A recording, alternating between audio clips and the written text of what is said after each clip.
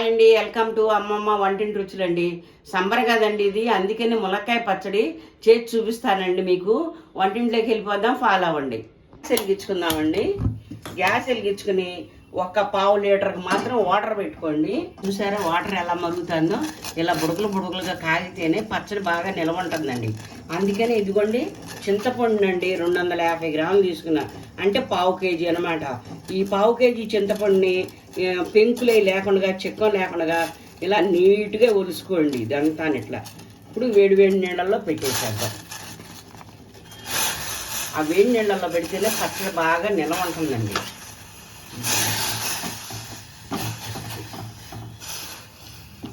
చూసారా చింతపండు ఎలా ఉడుకుతుందో? అలా ఉడికితేనే దానిలో ఉన్న గుజ్జంతా దిగి మా పచ్చడి కూడా నిల్వ ఉంటుందండి. మీకు ఇది ఆరిన తర్వాత పెట్టుకోవాలండి. అందుకనే ముందుగా ఉడకబెట్టేసి నేను పక్కన పెట్టుకుంటున్నానండి. నేను ఎన్ని నిమిషాలు ఉడికించుకోవాలన్నది నేను చెప్పడం మర్చిపోయానండి.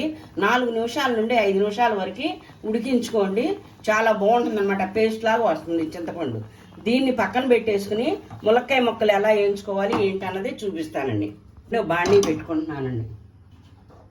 దీంట్లోకి ముందు ఆయిల్ పోసుకుందాం అండి. ములక్కాయలు చూసారా? ములక్కాయ ఎప్పుడు కన్నా సరేనండి ఇలా ముదిరి ఇలా బద్దలు రావాలండి. బద్దలు వస్తేనే పచ్చడి బాగుంటుంది అనమాట. మీరు లేతకాయలు తీసుకున్నారనుకోండి, ఆ ములక్కాయ ముక్కలన్నీ గుజ్జుగా అయిపోతాయండి. ఇప్పుడు ఇలా తీసుకుంటే ముక్కగా చక్కగా కనిపిస్తుందండి. నేను మాత్రం పప్పు నూనె తీసుకున్నానండి ఈ ములక్కాయ ముక్కలు వేయించడానికి, తాలింపుకి అన్నిటికి కూడానండి. ఇదిగోండి ఆయిల్ కాగిందని చూద్దామండి. కొంచెం కాగాలండి. ఈ ములక్కాయలండి 6 కాయలు తీసుకున్నానండి నేను. పావు కేజీ చింతపండుకి 6 కాయలు తీసుకుని ఇలా చిన్న ముక్కలుగా కట్ చేసుకోండి.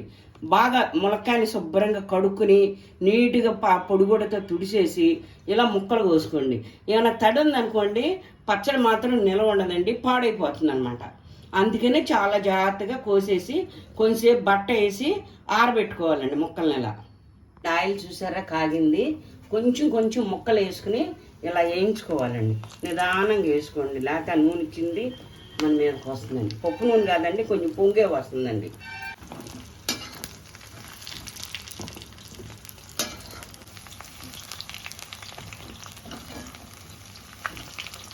ఇవ్వండి చూసారా? ఇంకా కొంచెం ఆగాలండి, కొంచెం వేస్తే చాలు. చూసారా? ఇలా వేయించుకోవాలన్నమాట. ఇలా వేయించుకుంటే బాగా వేయించారనుకోండి ముక్కంతా విడిగిపోతుందండి. ఇవన్నీ ముక్కలన్నింటినీ ఇలాగ వేయించుకోండి. ఇలా వేయించుకుంటే ఏమవుతుందంటే అండి, మనం పచ్చడి కలుపుకున్నప్పుడు ముక్క కూడా విడిగిపోకుండా ముక్కగా చక్కగా కనిపిస్తుందండి పచ్చడిలోకి. కొంచెం ఆయిల్ పోసుకుందామండి. ఇప్పుడండి ఆ ములక్కాయ పచ్చడికి ఇంకా కొంచెం నూనె పోసారండి. ములక్కాయ ముక్కలు వేయించి తీసేసాక ఇది ఎందుకంటే అండి, ముందు తాలింపు పెట్టుకుని పక్కన పెట్టుకున్నాం అనుకోండి, ములక్కాయ పచ్చడి రుబ్బుకునే లోపు తాలింపు ఆరుతుందండి. వేడివేడిగా పోసుకున్నాం అనుకోండి పచ్చడి బుర్రెత్తి బాగోదండి. అందుకని ముందు తాలింపు చేసుకుని పక్కన పెట్టుకున్నామండి. ఇగోండి మిరపకాయలు 10 దాకా వేసుకోండి. ఇలా 2 స్పూన్లకి ఆవాలు వేసుకుందామండి. 2 స్పూన్లకి శనగపప్పు అండి. 2 స్పూన్లకి మినపగుళ్ళు అండి. ఇవి కొంచెంగానే మెంతులు వేస్తున్నానండి, నిలవ పచ్చడి కదండి అందుకని. మీరు ఎప్పుడన్నా సరే పచ్చళ్ళకి మాత్రం పల్లి నూనె కానీ పప్పు నూనె కానీ వాడుకున్నారనుకోండి నెయ్యితో పని ఉండదండి. నెయ్యి లేకుండానే వేడి అన్నంలో పచ్చడి కలుపు తింటే చాలా టేస్ట్గా ఉంటుందండి. ఈ పప్పు నూనె పోస్తే ఏ నూనె పోసినా కూడా మీకు బాగోదండి, సంవత్సరం అంతా ఉండదు. అందుకే ఈ 2 రకాల నూనె పోసుకోండి మీరు. ఇదిగోండి ఎల్లుల్లిపాయలండి, ఇదిగోండి ఇట్లా 2 ముక్కలుగా చేసుకున్నానండి. 2 ముక్కలుగా చేసుకుంటే ఏమవుతుందండి, ఎల్లుల్లిపాయ బాగా వేగి పచ్చట్లు వేసాక కొంచెం ఉప్పు కారం అన్నీ పట్టి చాలా టేస్ట్గా ఉంటుందండి. పసుపు మాత్రం 2 స్పూన్లు వేస్తున్నానండి. మరి పచ్చడి కలర్ రావాలి కదండి మనకి, అందుకే 2 స్పూన్లు వేసానండి. ఇదిగోండి కరివేపాకు ఒక 3 రెమ్మలకి వేసానండి. అదిగోండి అట్లా రావాలండి తాలింపు చక్కగా కాలి. గ్యాస్ కట్టేసేసి దీన్ని పక్కన పెట్టేసుకునండి. పచ్చడి రుబ్బుకోవడానికి రోటి దగ్గరికి వెళ్ళిపోదామండి. ఇదిగోండి ఇందాక చింతపండు మనం ఉడకబెట్టి పెట్టుకున్నాం కదండి, ఇది అలా రోట్లోకి వేసేసుకుందామండి. ఇట్లా వాటర్ లేకుండా ముందు ఇలా వేసేసుకుని రుబ్బుకున్నాక అప్పుడు వాటర్ పోసుకున్నాను. చింతపండు కొంచెం మెత్తగా నడగాలండి, ఇలా రుబ్బేసుకోవాలి ఒట్టి చింతపండుని. స్పూన్ మెంతులు అయితే అండి 2 స్పూన్లు ఆవాలండి. మెంతులు మాత్రం బిస్కెట్ కలర్ వచ్చే వరకు వేయించుకుని 2 కలిపి ఇలా పౌడర్ చేసుకోవాలండి. దీన్ని 1 కప్పు వేస్తున్నానండి.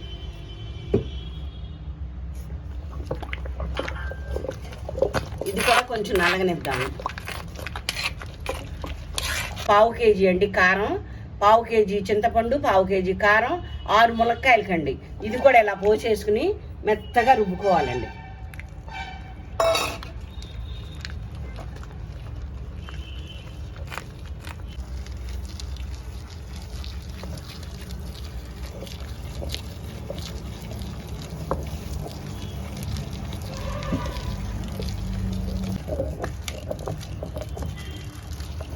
ఇదిగోండి 1 కప్పు ఉప్పు తీసుకోండి.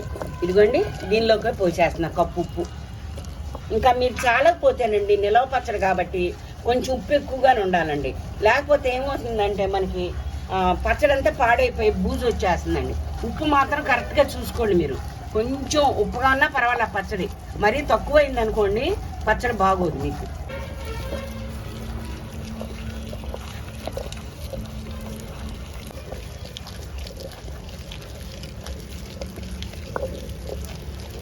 రండి పచ్చడి మెత్తగా నలిగింది కదండి. ఈ పచ్చడి మెత్తగా నలిగాకండి నేను 200 గ్రాముల ఎల్లుల్లిపాయలు ఇలా గబ్బాలుగా తీసుకున్నానండి. తోడు మాత్రం తీసుకోబాకండి. మీరు తోడు తీసుకుంటే ఏమవుతుందంటే స్మెల్ రాదు, పచ్చడి టేస్ట్గా ఉండదు. అందుకనే ఇదిగోండి 200 గ్రాములు తీసుకున్నాను ఇలా ఒలిసి.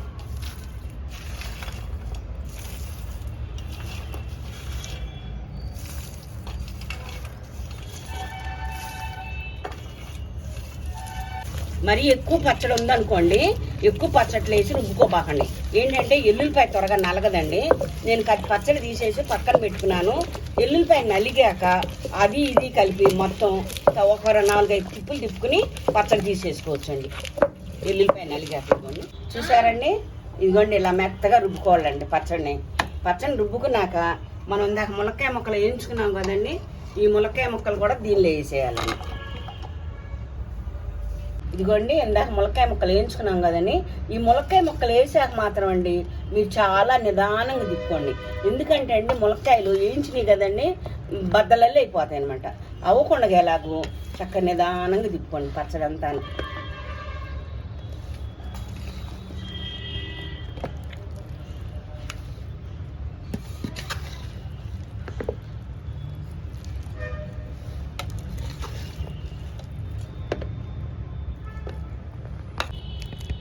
చూసారా ఈ ఊరేసరికి అండి ఏమవుతుందంటే ముక్కలు చిన్నగా సన్నగా అయిపోతాయండి. అందుకే నేను ములక్కాయ ముక్కలు కొంచెం ఎక్కువ వేసుకున్నానండి. మీరు పెరుగన్నంలో కూడా తినొచ్చండి ఈ ములక్కాయ నంచుకుని. ఇందాక మనం తాలింపు చేసుకుని పెట్టుకున్నాం కదండి, ఈ తాలింపుని కూడా ఇలా పచ్చడి మీద పోసేసుకున్నాను.